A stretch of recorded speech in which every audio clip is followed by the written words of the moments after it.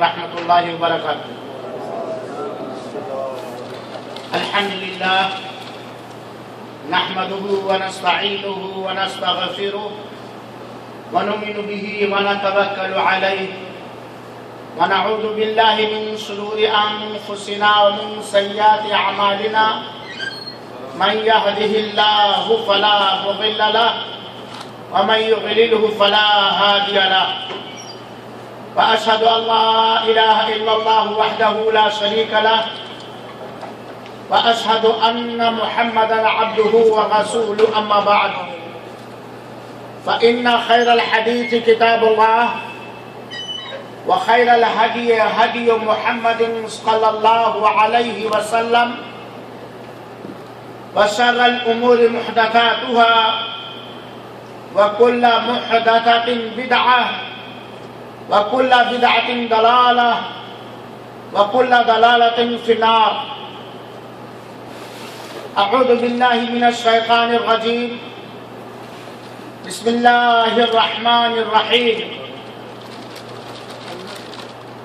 يا أيها الناس قد جاءكم موعظة من ربكم وشفاء لما في الصدور وهدى ورحمة للمؤمنین۔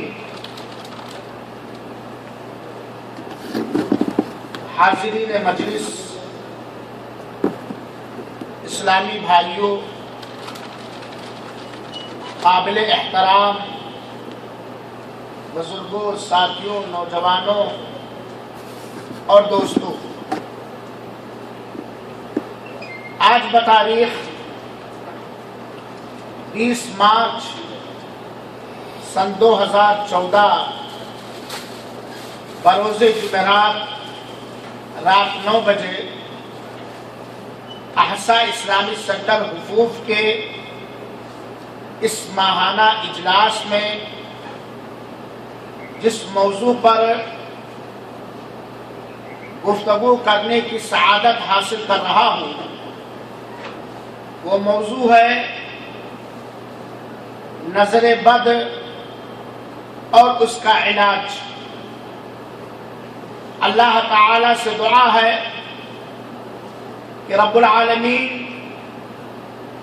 تو ہمیں اپنی طرف سے خصوصی توفیق عطا کرتے ہوئے قرآن اور حدیث کی روشنی میں اس موضوع کی وضاحت کرنے کی توفیق عطا فرما اور ہم سب کو بغور سننے، سمجھنے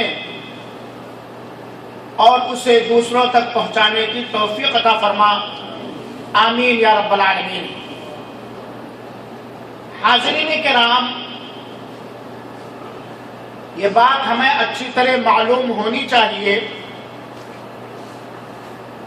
کہ ہر وہ مسلمان جو رسول اللہ صلی اللہ علیہ وسلم پر اتاری گئی شریعت مطہرہ کے مطابق قرآن اور سنت رسول صلی اللہ علیہ وآلہ وسلم کے مطابق اس دھرتی پر جی رہا ہے، زندگی گزار رہا ہے، اس کے خلاف ہر ایک کی نفرت، دشمنیاں اور حسد عام ہے۔ آج سنی مسلمان حسد سے پریشان ہے، مسلم ممالک بھی حسد سے پریشان ہے، اور ہر غیر مسلم طاقت یا ہر شرک و بدعت کو رواج دینے والی طاقت سنی مسلمانوں کے خلاف اپنے قلب و جگر میں حسد رکھتے ہیں، جس کے نتیجے میں بسا اوقات شعوری طور پر یا غیر شعوری طور پر جان بوجھ کر یا انجانے میں ایسے مسلمان ہلاکت و بربادی سے دوچار ہو جاتے ہیں۔ نظر بد اور اس کا علاج در حقیقت یہ بڑا ہی اہم موضوع ہے، کیونکہ اس کے تعلق سے جہاں بہت ساری جہالتیں پائی جاتی ہیں، وہیں پر اس کے تعلق سے بہت ساری لاپرواہیاں پائی جاتی ہیں، اور شرک و بدعات کے بازار بھی اس کے تعلق سے گرم ہیں۔ دنیا دار انہی کو سہارا بنا کر کے مختلف انداز سے باطل طریقے سے بہت سارے مسلمانوں کے مال و جائیداد پر، عزت و آبرو پر، عصمت و ناموس پر ڈاکے ڈال رہا ہے، اور یہ موضوع بڑا ہی اہم ہے۔ میں بنا کسی تفصیل میں جاتے ہوئے موضوع کے تعلق سے چند اہم اور بنیادی اصول و ضابطے اور باتیں بتلانا چاہتا ہوں۔ پہلی بات تو اس بات پر ہمارا ایمان ہونا چاہیے، یہ قرآن مقدس جو اللہ تعالی نے اپنے برگزیدہ حبیب جناب محمد مصطفیٰ صلی اللہ علیہ وسلم پر نازل کیا ہے، یہ ہمارے رب کی طرف سے ہدایت ہے، رہنمائی ہے، اور تمام سینوں کے امراض و بیماری کے لیے علاج اور شفا ہے۔ اور یہ قرآن مجید سارے مومنوں کے لیے خصوصی طور پر ہدایت کا سامان اور رحمت کا ذریعہ ہے۔ اللہ تعالی نے جتنی بھی بیماریاں پیدا فرمائی ہیں یا اتارا ہے، چاہے ان بیماریوں کا تعلق حسد اور جادو اور نظر بد کی وجہ سے ہو یا جسمانی طور پر، ہر بیماری کا علاج اللہ تعالی نے اپنے بندوں کے لیے اتارا ہے، اور اس کی شہادت ہمارے پیارے حبیب جناب محمد مصطفیٰ صلی اللہ علیہ وسلم نے دی ہے۔ چنانچہ ابن حبان کی روایت ہے، جسے علامہ ابن حبان رحمہ اللہ نے صحیح قرار دیا ہے، ان اللہ لم ينزل داء الا نزل له شفاء علمه من علمه وجهله من جهله۔ اللہ کے رسول اکرم صلی اللہ علیہ وسلم کا فرمان مبارک ہے کہ اللہ تعالی نے جو بھی بیماری اتارا ہے، اس کے لیے اللہ تعالی نے علاج اور دوا بھی پیدا فرمایا ہے۔ جسے ان دواؤں کا علم ہو گیا اسے علم ہو گیا، اور جنہیں ان دواؤں کے بارے میں علم نہیں رہا، جاہل رہا، وہ جاہل رہا۔ اسی طریقے سے جابر بن عبداللہ رضی اللہ تعالیٰ عنہ کہتے ہیں کہ اللہ کے رسول اکرم صلی اللہ علیہ وسلم نے فرمایا، لِكُلِّ دَاءٍ دَوَاءٌ، ہر بیماری کا علاج ہے۔ اللہ تعالیٰ نے بیماری بھی پیدا کیا ہے، تو اللہ تعالیٰ نے اس کا علاج بھی پیدا فرمایا ہے۔ فَإِذَا أُصِيبَ دَوَاءٌ الدَّاءَ بَرَأَ بِإِذْنِ اللَّهِ، جب دوا بیماری کو لگ جاتی ہے تو اللہ تعالی کی اجازت سے اس بیماری سے دو چار انسان شفا پا جاتا ہے۔ اس حدیث پاک سے جہاں یہ بات معلوم ہوئی کہ اللہ تعالی نے ہر بیماری کا علاج پیدا فرمایا ہے، وہیں پر ایک عقیدے کی بات معلوم ہوئی، جو ہر بیمار کو چاہے جس طرح کی بھی بیماری ہو، اس بیماری کا علاج اور وسیلہ ڈھونڈنے سے پہلے اس بات پر پکا، قوی، مستحکم اور مضبوط ایمان اور یقین رکھنا چاہیے کہ بیماری اللہ تعالی کے حکم ہی سے دور ہوگی، اللہ تعالی کی اجازت ہی سے دور ہوگی۔ کوئی دوا یا کوئی دعا کیا بات کہی گئی؟ کوئی دوا یا کوئی دعا بذات خود یہ بیماری کو دور نہیں کر سکتی ہے جب تک اللہ احکم الحاکمین نہ چاہے گا۔ جب اللہ چاہے گا تب بیماریاں دور ہوں گی، چاہے ان بیماریوں کو دور کرنے کے لیے جائز طبی دواؤں کا استعمال کریں یا قرآن و حدیث میں وارد دعاؤں کو پڑھیں۔ جب اللہ رب العالمین کی اجازت ہوگی، جب اللہ کا حکم ہوگا، جب اللہ کی مرضی ہوگی، تبھی یہ بیماری دور ہوگی۔ لہذا اگر ہم مناسب جائز دواؤں کا استعمال اپنی بیماری دور کرنے کے لیے کر رہے ہیں اور قرآن و حدیث میں وارد شدہ دعائیں اپنی بیماریاں دور کرنے کے لیے پڑھ رہے ہیں، بیماریوں کو دور کرنے کے لیے سارے جائز اور مباح وسائل اور ذرائع اور اسباب کا ہم پابند اور انتظام کیے ہوئے ہیں، اس کے باوجود اگر بیماری نہیں دور ہو رہی ہے تو ہمیں اس بات پر ایمان رکھنا چاہیے کہ شاید اللہ کو منظور نہیں ہے یا شاید اس میں اللہ کی مرضی ہے۔ اللہ نے اسباب اور وسائل تلاشنے کا حکم دیا، ہم نے اس کو استعمال کیا۔ اللہ نے دعاؤں پہ پڑھنے کا حکم دیا، رسول اللہ صلی اللہ علیہ وسلم نے ان دعاؤں کو بیماروں پر پڑھا، ہم نے پڑھا۔ اب شاید یہ یقینی طور پر اللہ تعالیٰ کی مرضی نہیں ہے، اسی وجہ سے یہ بیماری دور نہیں ہوتی، اور ہماری تقدیر میں، ہماری قسمت میں اللہ تعالیٰ کا یہی فیصلہ ہے، ہم اس پر صابر رہیں گے، ہم اس پر شاکر رہیں گے رب ذوالجلال کے حکم پر اور رب ذوالجلال کی اس نعمت پر، کیونکہ اگر دیکھا جائے وقت نہیں والا بتلاتا، بیماریاں بھی یہ ایک نعمت اللہ کی نعمتوں میں سے ایک نعمت ہے۔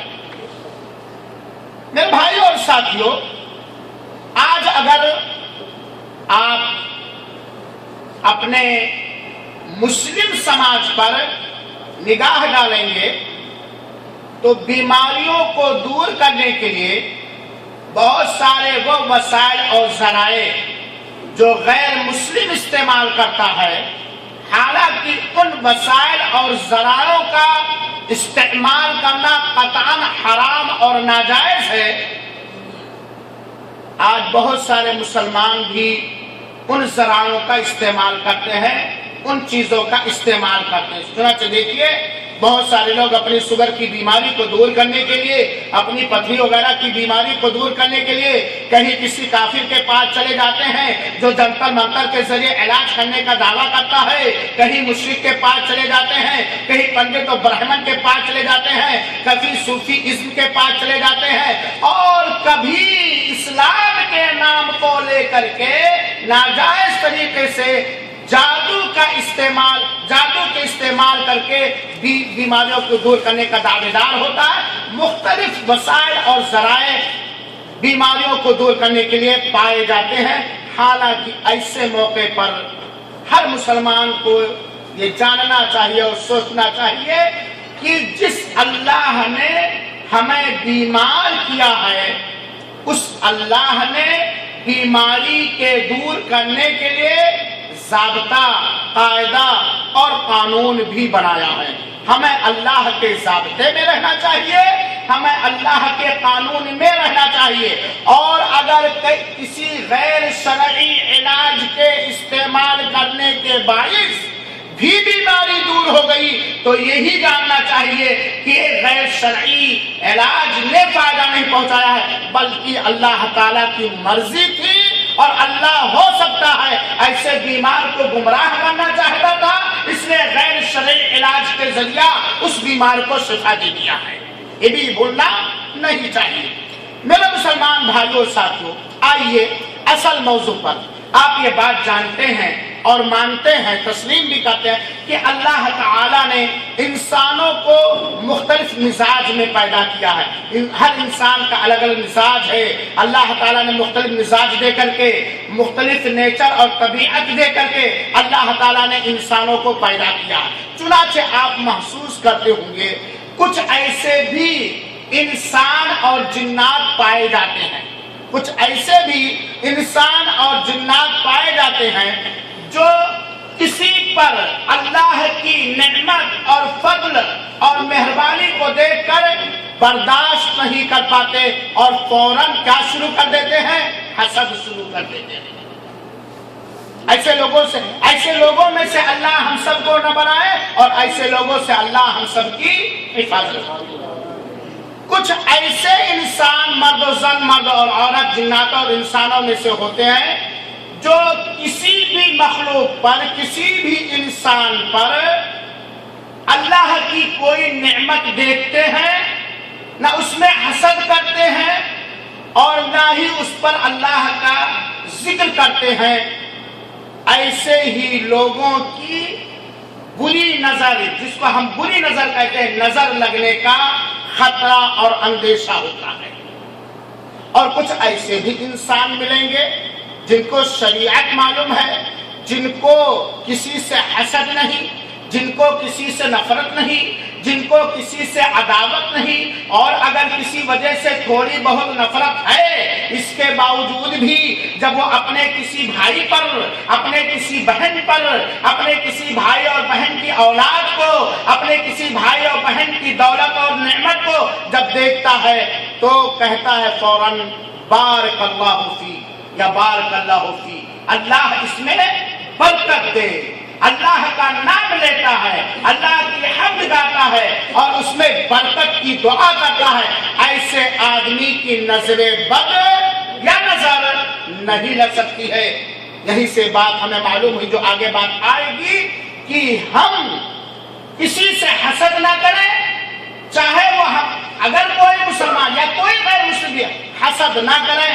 حسد یہ بڑا گناہ ہے، اور جب بھی ہم اپنے اولاد میں، اپنے مال و دولت میں، اپنے جسموں میں، اپنے دوست احباب کے یا کسی بھی مسلمان کے اوپر اللہ کی نعمت دیکھیں تو فوراً کیا کہیں؟ بارک اللہ فی یا فی، اللہ اس میں برکت کی دعا کریں۔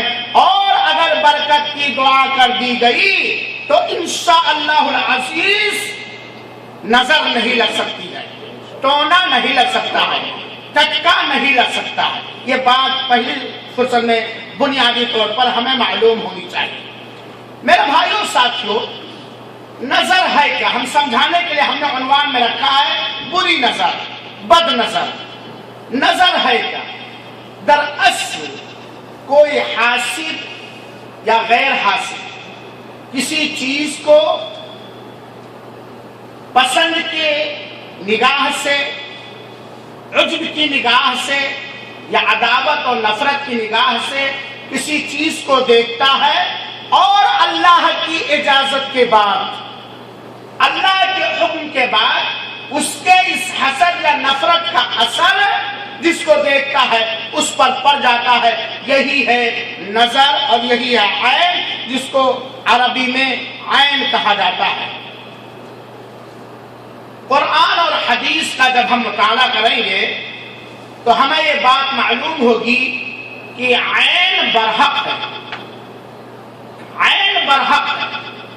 عین کا معنی لغت کے حساب سے یہ آنکھ ہوتی ہے، اس سے جو زہریلی حوث نکلتی ہے، زہریلا حسد نکلتا ہے، زہریلی نفرت نکلتی ہے، اسی کا اثر پڑ جاتا ہے سامنے والے پر یا غیر موجود انسان پر، جس کو ہم لوگ نظر کہتے ہیں۔ ہم لوگ کیا کہتے ہیں؟ نظر کہتے ہیں، اور بعض جگہ پر اسے کالی نگاہ یا نظر بد یا منحوس نگاہ کے نام سے لوگ اس کو یاد کرتے ہیں۔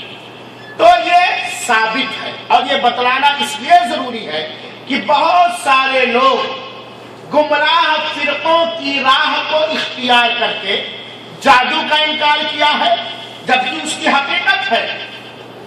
جادو کا انکار بہت سارے لوگوں نے کیا ہے، جبکہ اس کا ثبوت ہے، اس کی حقیقت ہے، جادو کا اثر ہے اور جادوگر پائے بھی جاتے ہیں۔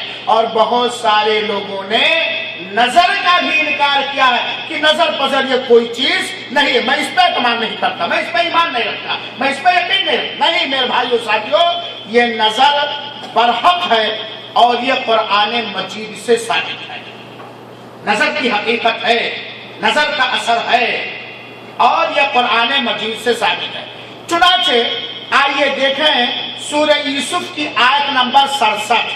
اللہ تعالیٰ نے سورہ یوسف میں اللہ تعالیٰ نے فرمایا وَقَالَ يَا بَنِيَّ لَا تَدْخُلُوا مِن بَابٍ وَاحِدٍ وَادْخُلُوا مِنْ أَبْوَابٍ مُتَفَرِّقَةٍ.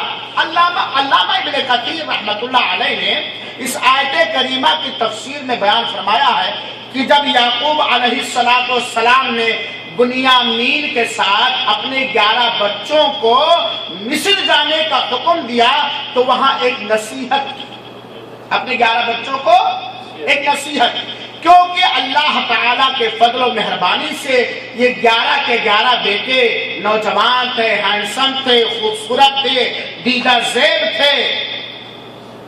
تو حضرت یعقوب علیہ السلام نے کہا، جب جانے لگے بنیامین کے ساتھ اپنے 11 بیٹوں کو یہ نصیحت کی کہ اے میری اولاد، اے میرے بچوں، تم لوگ مصر میں ایک دروازے سے داخل نہ ہونا بلکہ مختلف دروازوں سے داخل ہو. کچھ لوگ اس دروازے سے داخل ہو جائے، کچھ لوگ اس گیٹ سے داخل ہو.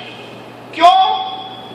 سب کے سب خوبصورت ہو ماشاءاللہ، سب کے سب ایسے ہو ایسے ہو، کہیں ایسا نہ ہو کہ 11 بچوں کو اس شکل و صورت جسمانی انداز سے کوئی دیکھے تو کسی کی نظر نہ لگ جائے، کسی کی نظر نہ لگ جائے.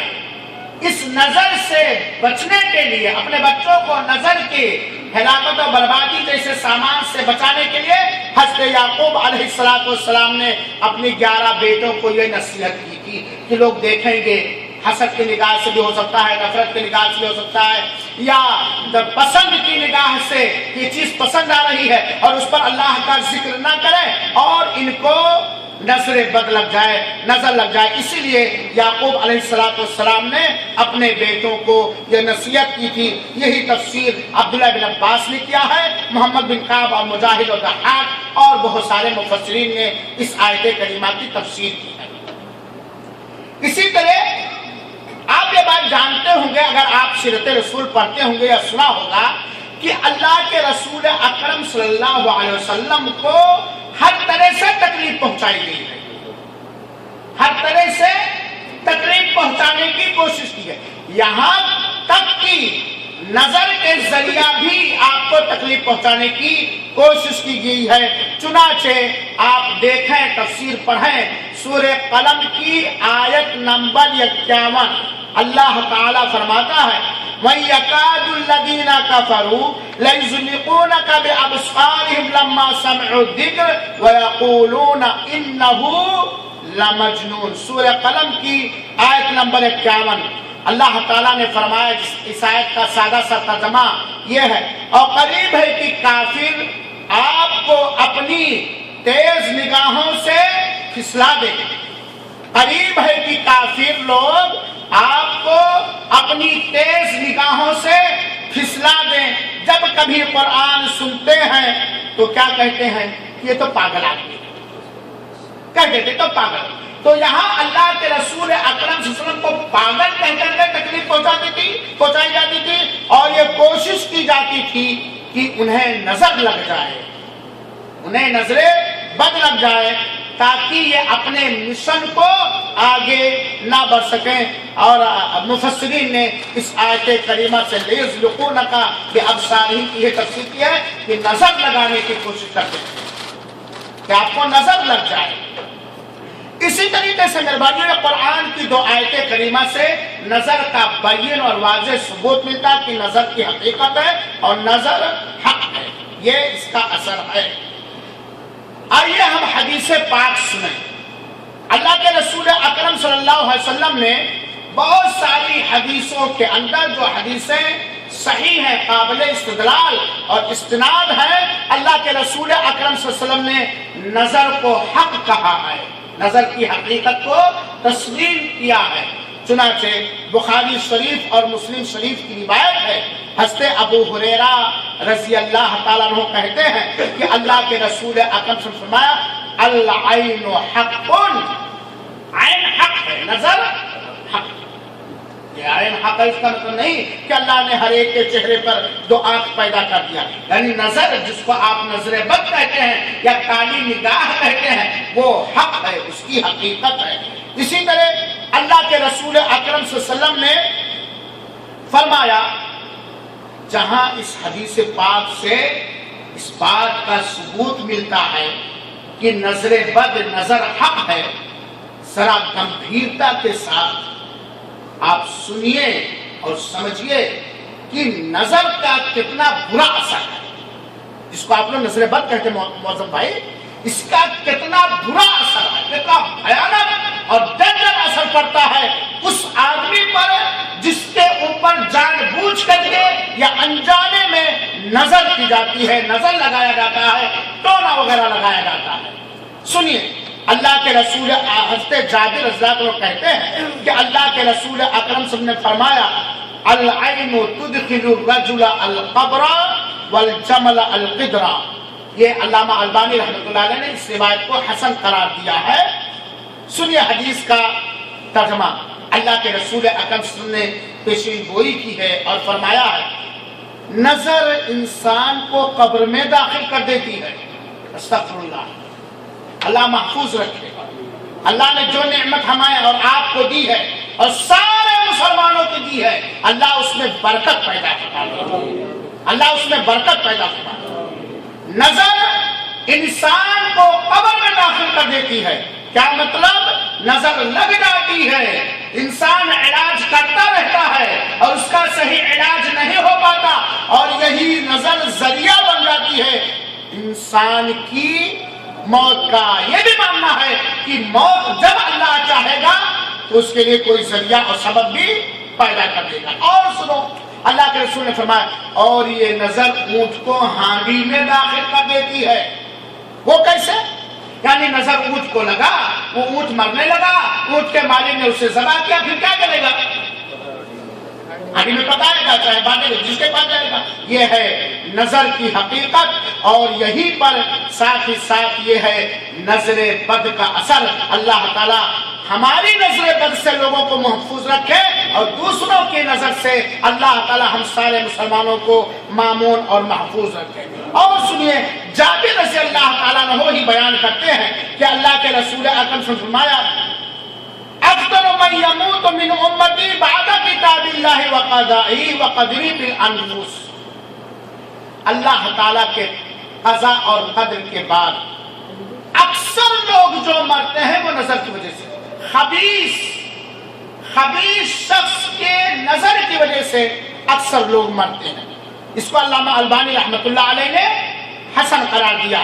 اسی طرح ایک روایت اور سنیے جو ابو ذر غفاری رضی اللہ عنہ بیان کرتے ہیں کہ اللہ کے رسول اکرم صلی اللہ علیہ وسلم نے فرمایا، ان العین لا تولع بالرجل باذن اللہ حتى يسعد حالقا فيرتدي منه۔ نظر کا اثر دیکھیے اور اس کی حقیقت سمجھیے۔ اللہ کے رسول اکرم صلی اللہ علیہ وسلم فرماتے ہیں کہ اللہ تعالیٰ کے فیصلے کے بعد اللہ تعالیٰ کی اجازت سے یہ نظر جس کو آپ لوگ نظر بد کہتے ہیں، یہ نظر انسان پر اتنے بھیانک انداز سے کبھی کبھار اثر انداز ہوتی ہے، پربھاوت ہوتی ہے کہ انسان کو آسمان کی طرف اڑا دیتی ہے اور وہیں سے پٹک دیتی ہے، آسمان کی طرف اڑا دیتی ہے اور وہیں سے پٹک دیتی ہے۔ یہ مسند احمد کی روایت ہے اور علامہ البانی رحمۃ اللہ علیہ نے اس روایت کو صحیح قرار دیا ہے۔ اسی طریقے سے نظر کے ثبوت کے بارے میں ایک آخری حدیث آج کے تعلق سے سن لیجئے۔ حضرت اسماء بنت امیس کہتی ہے کہ انہوں نے، اسماء بنت امیس رضی اللہ تعالی عنہا نے اللہ کے رسول اکرم صلی اللہ علیہ وسلم سے عرض کیا، ان بنی جعفر تصیبہم العین افا استرقی لہم۔ اے اللہ کے رسول اکرم صلی اللہ علیہ وسلم، جعفر کی ذریت کو، جعفر کی اولاد کو، اولاد جعفر کو اکثر و بیشتر نظر لگ جایا کرتی ہے، کیا میں اس نظر کے جھاڑنے والے کو بلاؤں، طلب کروں؟ کیا میں نظر جھاڑنے والے کو طلب کروں؟ اللہ کے رسول اکرم صلی اللہ علیہ وسلم نے فرمایا، نعم، ہاں، یہ بات سن لو. نعم، ہاں، یعنی نظر کے جھاڑنے والے کو، اتارنے والے کو بلاؤ اور جان لو لو کان شیء سابق القدر لسبقته العین، اگر تقدیر سے سبقت لے جانے والی کوئی چیز ہوتی، اگر تقدیر سے آگے بڑھنے والی کوئی چیز ہوتی تو نظر ہوتی. کیا ہوتی؟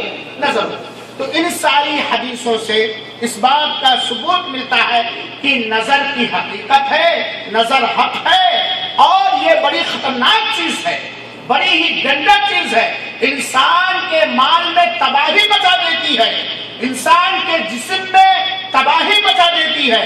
جس ملک پر نظر لگ گئی کسی حاسد کی، یا جس انسان کے مال و دھن، اولاد، ذریت اور جسم اور خوبصورتی اور صحت پر کسی کی نظر لگ گئی تو وہ ہلاک و برباد ہو سکتا ہے اگر اس کا صحیح مناسب علاج نہیں کیا، اور اگر اللہ تعالیٰ نے اس کے حق میں شفا مقدر نہیں کیا.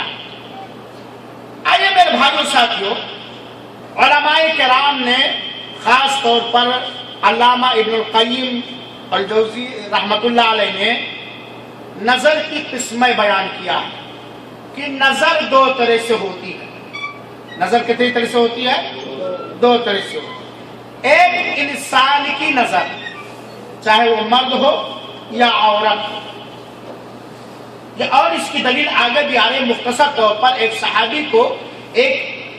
صحابی کی نظر لگ گئی، ایک آدمی کی نظر لگ گئی تو اللہ کے رسول اکرم صلی اللہ علیہ وسلم نے فرمایا الا ما یقتل احدکم اخیہ، کس بنیاد پر تم میں سے کوئی اپنے بھائی کو قتل کرتا ہے؟ یعنی اس نظر بد کی وجہ سے اس کی موت ہو سکتی ہے. کیوں بھائی، کیوں تم لوگ اپنے بھائی کو قتل کرتے ہو اس نظر کے ذریعے سے؟ اس روایت سے پتہ چلتا ہے کہ ایک نظر ہے جو انسان کی نظر ہے، چاہے وہ انسان مرد ہو یا عورت. دوسری نظر ہے جنات کی نظر.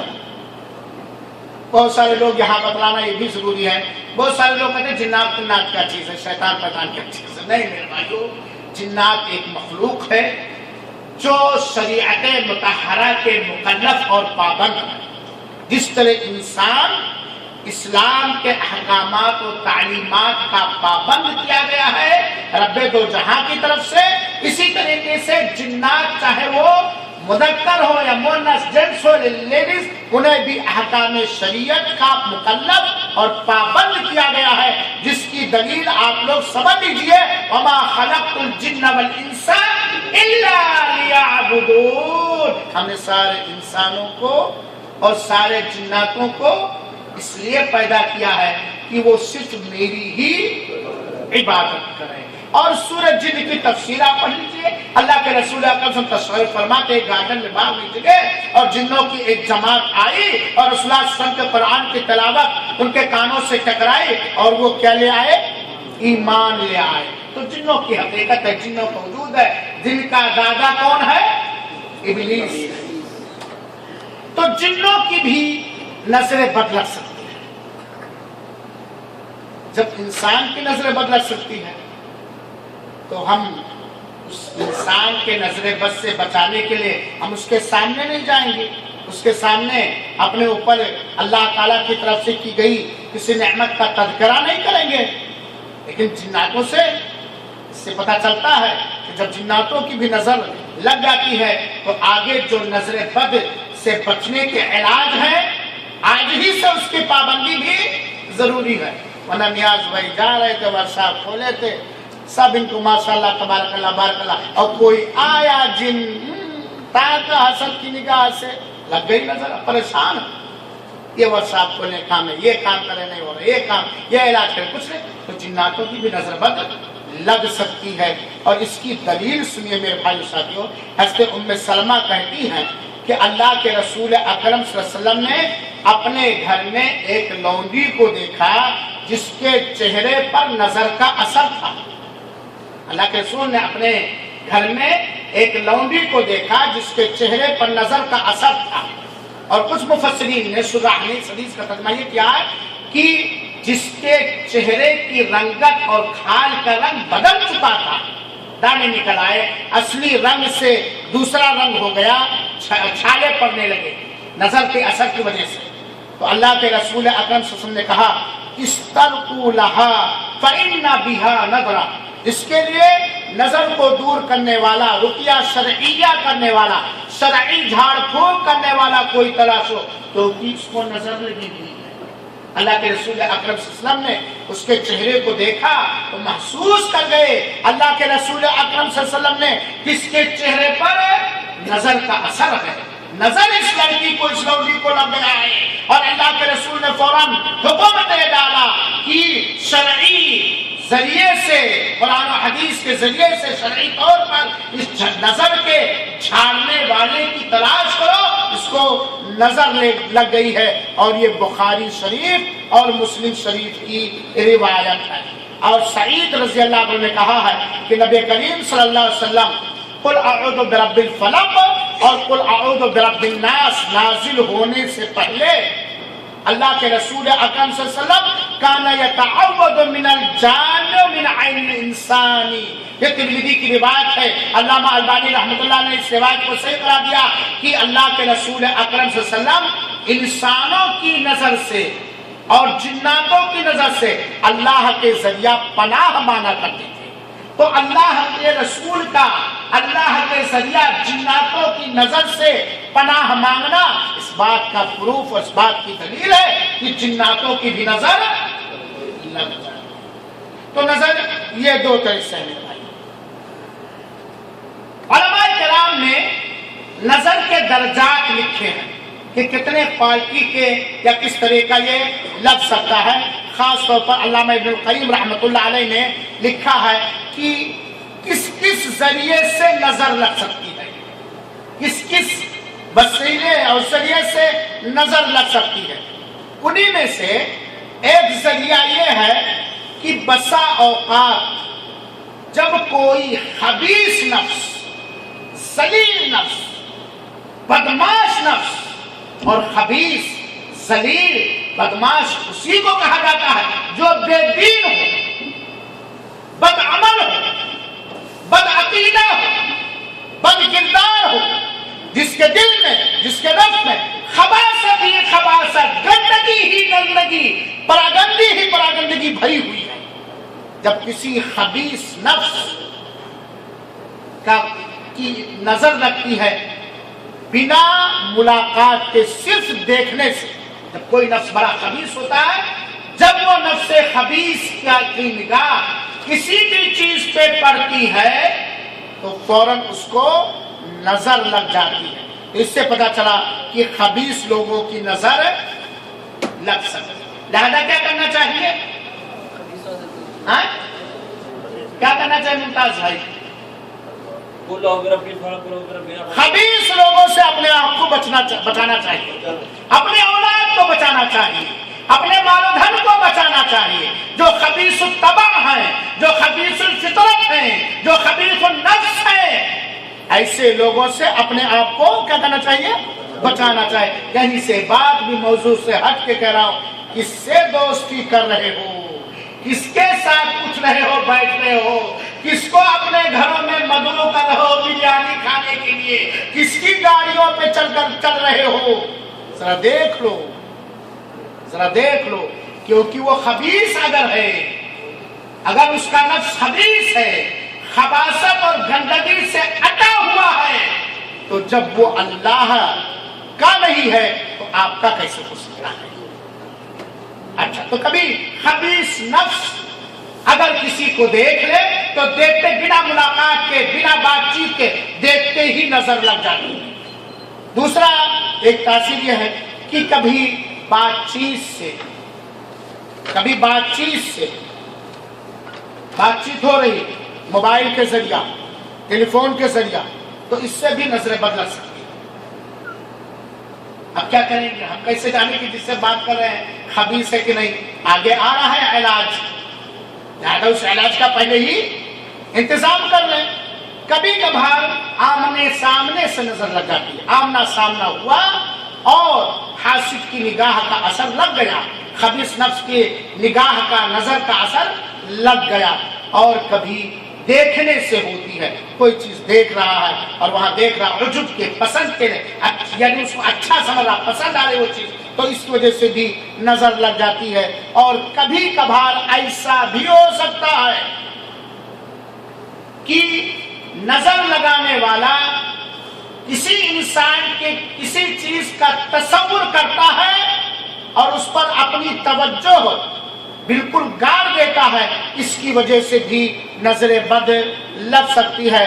اور بسا اوقات یہ سفلی علم جس کو کہا جاتا ہے, جادو کی جو چیزیں ہیں, ٹونا اور ٹٹکا جو غیر مسلموں کے ہاں پائی جاتی ہیں یا مشرکوں کے ہاں پائی جاتی ہیں یا بدبخت بدعتیوں کے ہاں پائی جاتی ہیں, اس کی وجہ سے بھی نظر بد لگ سکتی ہے. اور یہیں پر یہ بات بھی جان لیجئے گا کہ صرف ملاقات کی وجہ سے نہیں نظر بد لگ سکتی ہے, صرف مقابلے سے نہیں لگ سکتی ہے, صرف دیکھنے کی وجہ سے, یہاں تک کہ اندھے کی بھی نظر بد لگ سکتی ہے.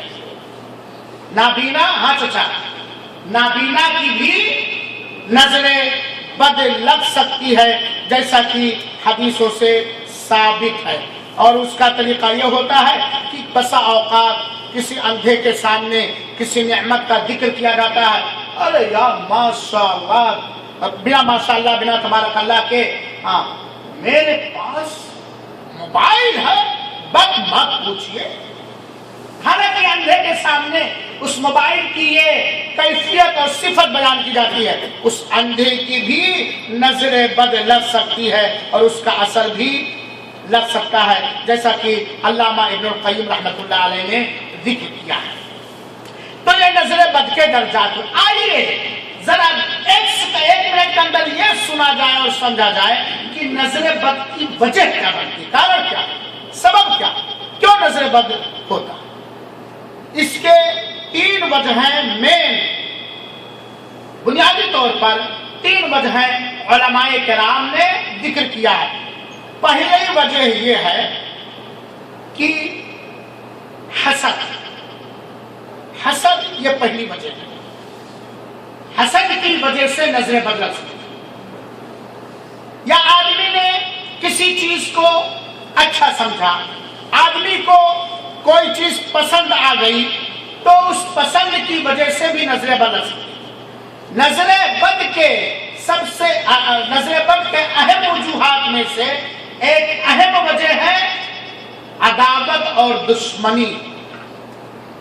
عداوت اور دشمنی نظر بد کی وجہ یا نظر کی وجہ جو سب سے پہلی اور بڑی وجہ ہے عداوت اور دشمنی, اس وجہ سے نظر بد لگتی ہے. اسی طریقے سے دوسری وجہ ہے کہ آدمی کسی چیز کو مستحسن سمجھتا ہے, پسند کرتا ہے, اسے وہ چیز اچھی لگتی ہے جو اس آدمی کے ہاتھ میں ہے یا قبضے میں ہے جس پر نظر لگی ہے, تو اس کی وجہ سے بھی نظر بد لگ سکتی ہے. اور بسا اوقات بنا کسی وجہ کے خبیث نفس کے اندر خباثت اور پراگندگی اور گندگی ہونے کی وجہ سے نظر بد لگ سکتی ہے. اب یہ نظر کے بارے میں جب ہم نے اتنی چیزیں سن لی تو چونکہ وقت بھی بہت تیزی کے ساتھ گزر رہا ہے, آئیے اختصار کے ساتھ ہم جانیں کہ نظر بد سے بچا کیسے جائے, نظر بد سے بچنے کے علاج کیا ہے. نظر بد سے بچنے کے علاجوں میں سے کچھ علاج ایسے ہیں جن کی پابندی یا جن کا استعمال نظر بد سے لگنے سے پہلے, اور کچھ ایسے ہیں جو نظر بد لگ جائے اور احوال و ظروف کے حساب سے, حالات کے حساب سے پتہ چل جائے کہ نظر لگ گئی ہے, تو پھر نظر لگنے کے بعد کچھ علاج ہے. تو کون سا علاج ہمیں پہلے چاہیے وہی بتا دیا جائے اور پھر منتری پروگرام ختم کر دیا جائے.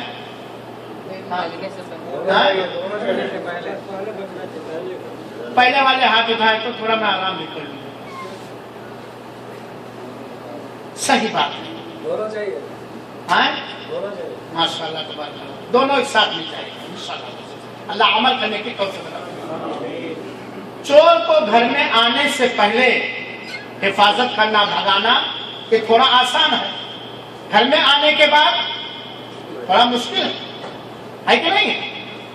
بیماری لگنے سے پہلے ان وجہوں سے بچنا جن وجہوں سے بیماری لگتی ہے، بچنا قدر آسان اور سرل ہے، لیکن بیماری لگ گئی تو مکلف بھی ہے، تکلیف دہ بھی ہے اور تھوڑا مشکل بھی۔ اس لیے میرے بھائیو ساتھیو، ملا جلا کر کے میں بتلا رہا ہوں وقت نہ ہونے کی وجہ سے، نظر بد کا علاج، سب سے پہلا علاج یہ ہے کہ جب بھی ہمیں اپنے جسم کے اندر، اپنے گھر کے اندر، اپنے گھر کے افراد کے اندر، اپنے مال و دھن یا ملکیت کے اندر یا کسی کے اندر کوئی چیز محسوس کریں، دیکھیں یا سنیں اور وہ چیز پسند آئے، اچھی لگے تو حسد نہ کریں، اور فوراً اس میں برکت کی دعا کریں۔ کیا کریں؟ برکت کی دعا، فوراً اس میں بارک اللہ فیک یا بارک اللہ فیک کا، اللہ اس میں برکت کی دعا کریں، کیونکہ جس چیز کو آپ نے دیکھا، حسد کی وجہ سے بھی اگر دیکھا بارک اللہ فیک کہہ دیا تو انشاءاللہ العزیز نظر کا اثر اتنا نہیں ہوگا جتنا کہ نہ کہنے کی وجہ سے ہوتا یا بالکل نہیں ہوگا۔ تو جب بھی ہم پہلے کوئی چیز دیکھیں جو پسند آئے، ہے نا، تو فوراً کہیں بارک اللہ فیک یا بارک اللہ فیک، یا کسی کی کوئی نعمت بیان کی جا رہی ہمارے سامنے، ہے نا، تو فوراً کیا کہیں؟ بارک اللہ فیک، کیونکہ اللہ کے رسول اکرم صلی اللہ علیہ وسلم نے فرمایا اذا رأى احدكم من اخيه فليدع له بالبرکہ، جب تم میں سے کوئی اپنے بھائی کے اندر کوئی چیز دیکھے تو اس کے لیے برکت کی دعا کریں، اس کے لیے کیا کریں؟ برکت کی دعا کریں۔ اسی طرح سہل بن حنیف رضی اللہ عنہ سے مروی ہے کہ اللہ کے رسول اکرم صلی اللہ علیہ وسلم نے فرمایا اذا رأى احدكم ما يعجبه في نفسه او ماله فليبارك عليه فإن العين حق۔ اللہ کے رسول اکرم صلی اللہ علیہ وسلم کا فرمان مبارک ہے کہ جب تم میں سے کوئی کسی آدمی میں کوئی ایسی چیز دیکھے جو اسے پسند آ رہی ہے، جو اسے بھلی لگ رہی ہے، جو اسے اچھی لگ رہی ہے، چاہے اپنے اندر، چاہے اپنے مال میں، چاہے کسی غیر میں، چاہے اپنے اندر یا اپنے مال میں کسی غیر میں، تو اس کے لیے برکت کی دعا کریں۔ اس کے لیے فوراً کیا کریں موسم بھائی؟ برکت کی دعا کریں، کیونکہ نظر حق ہے، کیونکہ نظر حق۔ اس سے کیا پتہ چلا؟ یعنی اگر برکت کی دعا نہ کی تو نظر نہ سکتا۔ مثال کے طور پر آپ نے دیکھا شیخ عبدالحادی صاحب مدنی حفظہ اللہ ماشاءاللہ بیٹھے ہیں، اچھے ہیں، یہ ہے، آپ کو فوراً کہے، ضرور نہیں کہ وہ سنے، فوراً کہے بارک اللہ فی شیخ۔ مان لیا کوئی کتاب آپ پڑھ رہے ہیں، آپ کو کتاب اچھی لگ گئی، پسند آ گئی، فوراً کہیں اللہ تعالیٰ اس کتاب کے لکھنے والے کے علم میں، عمر میں، عمل میں کہہ دے، کیا تھک جائیں گے طرح کہنے میں؟ نہیں، لیکن لوگ اس اسلامی تعلیم کو جانتے نہیں ہیں میرے بھائیوں ساتھ۔ اسی طریقے سے کچھ علماء کرام نے نظر بد سے بچنے کے لیے ایک ذریعہ اور بتلایا ہے کہ اگر کوئی ایسی نعمت، ایسی چیز ہے جس پر اکثر و بیشتر نظر کا اثر ہو جاتا ہے، تو اگر ممکن ہے تو ایسے لوگوں سے چھپائے جس کی نظر لگ جایا کرتی ہے، ایسے لوگوں سے چھپائے جس کی نظر لگ جائے، نہ اس کے سامنے اس چیز کو جانے دے اور نہ ہی اس کے سامنے اس چیز کی کیفیت کو اور حالت کو بیان کرے، اس سے چھپانے کی بھی کوشش کرنی چاہیے، کیونکہ بسا اوقات ایسا ہو سکتا ہے کہ بیان کرنے کی وجہ سے لگ جائے۔ میرے بھائیوں اور ساتھیوں، اسی طریقے سے اللہ کے رسول اکرم صلی اللہ علیہ وسلم کے عمل سے یہ بات ثابت ہوتی ہے کہ جو آدمی شیطان کے حملوں سے، انسان کے شر سے، شیطان کی نظر سے، شیطان کے انسان کی نظر سے، شیطان کے جادو سے، انسان کے جادوگروں کے حملے سے بچنا چاہتا ہے، جو ہر طرح کی شر سے بچنا چاہتا ہے، اپنے آپ کو محفوظ رکھنا چاہتا ہے، ایک جملے میں سن لیجئے اور اس کی تلاش کیجئے، صبح اور شام کی دعاؤں کی پابندی۔ سب کچھ ہو سکتا ہے، یہ نہیں ہو سکتا۔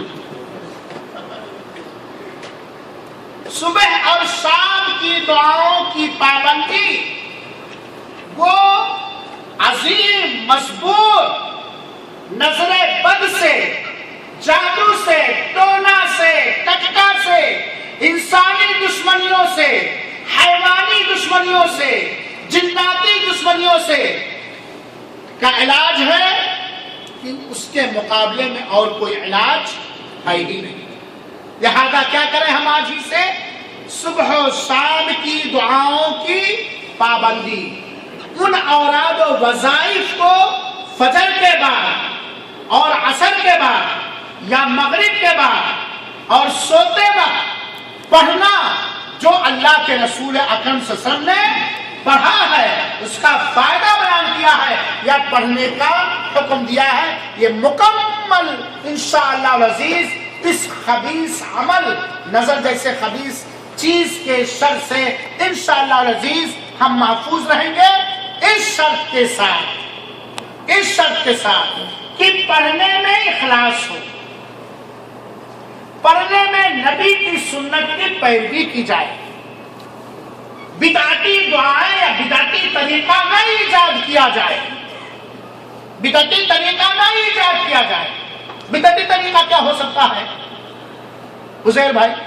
جیسے بھائی آیت الکرسی کی فضیلت آپ لوگ سنتے ہیں، جانتے ہیں، آیت الکرسی زبان سے پڑھی جائے گی۔ اب کوئی کہے 100 چنے لے لو حیدرآباد کے اندر اور 100 بار اس چنے پر آیت الکرسی پڑھو، تو یہ آیت الکرسی پڑھنے کا بدعتی طریقہ ہو گیا، کیونکہ اللہ کے رسول نے چنے کے دانوں پر آیت الکرسی نہیں پڑھا، اس طریقے سے جننے کے لیے وغیرہ وغیرہ بدعتی بہت سارے طریقے ہیں۔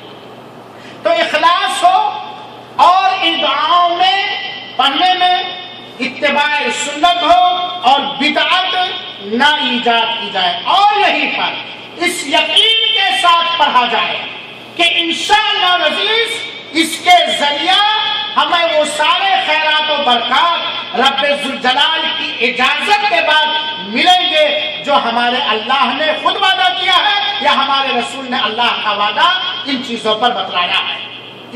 اسی یقین کے ساتھ ہمیں پڑھیں، ورنہ تجربے کے لیے ہم پڑھ رہے ہیں، بس ایسے پڑھ رہے ہیں تو اس کا خاطر خواہ فائدہ نہیں ہو سکتا ہے میرے بھائیو ساتھیو۔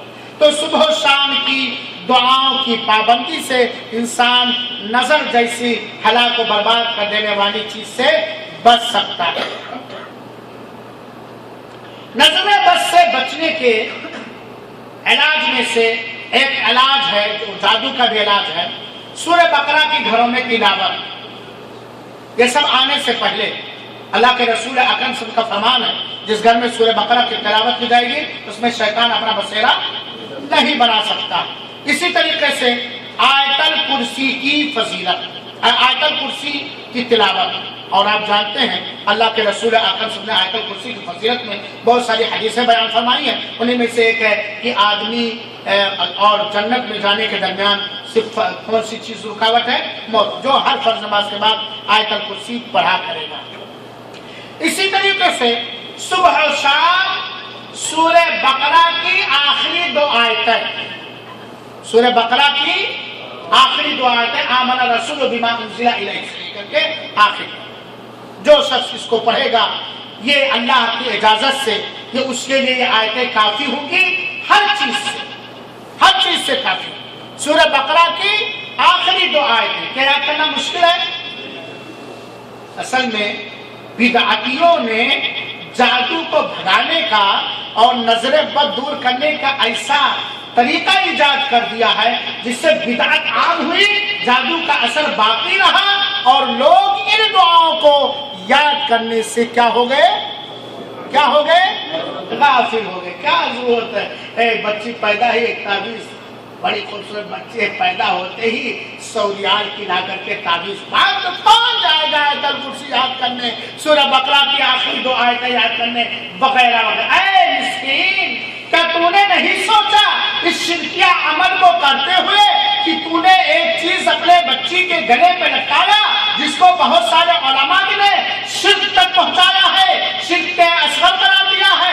اگر تو اس کی جگہ پر سنت کی تعلیم حاصل کرتا اور ان آیتوں کو صبح و شام پڑھتا، ان دعاؤں کو صبح و شام پڑھتا جو تیرے آقا پڑھتے تھے، جو تیرے نبی نے پڑھنے کا حکم دیا، تو جہاں تجھے اجر و ثواب ملتا تیری سنت کی اتباع کے مطابق، تیرے اخلاص کے مطابق، وہی تیرے گھر سے نظر بدی نہیں، ہاں موسم ساری بلائیں دور۔ کتنا فرق ہے سنت کا اور بدعت کا میرے بھائی۔ اسی طریقے سے قل اعوذ برب الفلق اور قل اعوذ برب الناس کا پڑھنا صبح و شام تین بار۔ صبح و شام کا اذکار میں سے ہے 3 بار قل هو اللہ احد پڑھنا، فجر کے بعد پڑھ لیجئے، عصر کے بعد پڑھ لیجئے یا مغرب بعد پڑھ لیجئے، 3 بار قل اعوذ برب الفلق، 3 بار قل اعوذ برب الناس۔ انشاءاللہ العزیز ہر نظر سے آپ کیا رہیں گے؟ محفوظ رہیں گے۔ اسی طریقے سے میرے بھائیو ساتھیو، ان دعاؤں پر مداومت اور ہمیشگی، خاص طور پر صبح و شام، جو اللہ کے رسول اکرم صلی اللہ علیہ وسلم پڑھتے تھے، جو اللہ کے رسول اکرم صلی اللہ علیہ وسلم پڑھتے تھے۔ اور یہاں یہ بات بھی معلوم ہونی چاہیے کہ وہ دعائیں کون کون ہیں جن دعاؤں کو اللہ کے رسول اکرم صلی اللہ علیہ وسلم ہر شر سے بچنے کے لیے، ہر برائی سے بچنے کے لیے صبح و شام یا اکثر و بیشتر پڑھتے تھے۔ انہیں دعاؤں میں سے ایک دعا ہے اعوذ بکلمات اللہ التامات من شر ما خلق، 3 بار پڑھ لیا کیجیے، فجر کے بعد اور عصر کے بعد نور بھائی، یا مغرب کے بعد۔ اسی طریقے سے اعوذ بکلمات اللہ التامات من شر ما خلق کے علاوہ اعوذ بکلمات اللہ التامہ من کل شیطان وہامہ ومن کل عین لامہ، یہ خود پڑھیں۔ اور اگر کسی کے اوپر نظر بد لگ چکی ہے، حالات و ظروف کی وجہ سے پتہ چل گیا کہ اس پر نظر لگی ہے، تو اس کے اوپر قل اعوذ برب الفلق، قل اعوذ برب الناس، اور یہ اعیذک بکلمات اللہ التامہ من کل شیطان وہامہ من کل عین لامہ پڑھ دیجیے، انشاءاللہ عزیز دور جائے گا۔ اللہ کے رسول اکرم صلی اللہ علیہ وسلم حضرت حسین اور حسن کو اسی دعا کے ذریعے جھاڑا کرتے تھے اور کہتے تھے اسی دعا کے ذریعے ابراہیم علیہ السلام کی ذریت کو جھاڑا کرتے تھے۔ تو یہ خود پڑھنا یا کسی پر پڑھنا جس کے اوپر نظر بد وغیرہ لگی ہے۔ اسی طریقے سے اعوذ بکلمات اللہ التامہ من غضب و عقاب ومن شر عباد ومن همزات الشیطان ان یحضرون، یہ پڑھنا، یہ اپنے اوپر پڑھنا یا کسی پر جس پہ نظر بد وغیرہ لگی ہے اس پر پڑھنا۔ اسی طریقے سے اگر ہمیں پتہ چل جائے کہ فلاں کو نظر بد لگی ہے تو ہمیں اس میں پڑھنا چاہے بسم اللہ ارقیک من کل شیء یؤذیک من شر کل نفس او عین حاسد اللہ یشفیک، بسم اللہ ارقیک 7 بار پڑھنا چاہیے۔ یہ کسی بھی ایسے آدمی پر اگر آپ نے یقین کے ساتھ، اخلاص کے ساتھ پڑھا اور آپ کو اس کو فائدہ پہنچانا مقصد ہے، ہاں، تو انشاءاللہ العزیز اس کی نظر کے ذریعہ جو پریشانی ہے وہ ختم ہو جائے گی۔ اور اس کے علاوہ بہت سارے دعائیں ہیں، تو ان دعاؤں کو فوراً صبح و شام پڑھنا شروع کر دیجئے میرے بھائیوں۔ اور اگر کسی کے اوپر نظر بد لگی ہے آیت الکرسی پڑھ دیجئے، اسی طریقے سے معوذتین پڑھ دیجئے اور اعوذ بکلمات اللہ التامہ پڑھ دیجئے وغیرہ وغیرہ۔ اسی طریقے سے میرے بھائیوں انہیں اوراد و وظائف کی عادت ڈالنی چاہیے، پابندی کرنی چاہیے جو اللہ کے رسول نے موقع بموقع پڑھنے کا حکم دیا، موقع بموقع پڑھنے کا حکم دیا۔ اگر ہم ان اذکار کی پابندی کریں گے تو انشاءاللہ العزیز نظر وغیرہ سے اور شیطانی حملوں سے ہم سب کیا رہیں گے؟ محفوظ رہیں گے۔ جیسے مثال کے طور پر ہم بستری کرتے وقت کون سی دعا پڑھنی چاہیے؟ نہیں یاد؟ پاخانے میں جاتے وقت کون سی دعا پڑھنی چاہیے؟ پاخانے سے نکلتے وقت کون سی دعا پڑھنی چاہیے؟ مسجد میں جاتے وقت کون سی دعا پڑھنی چاہیے؟ مسجد سے نکلتے وقت کون دعا پڑھنی چاہیے؟ بازار میں جاتے وقت کون سی دعا پڑھنی چاہیے؟ اگر آدمی شیشے کے سامنے کھڑا ہوا اپنا چہرہ اپنے بال کو سنوارنے کے لیے، وہاں کون سی دعا پڑھنی چاہیے؟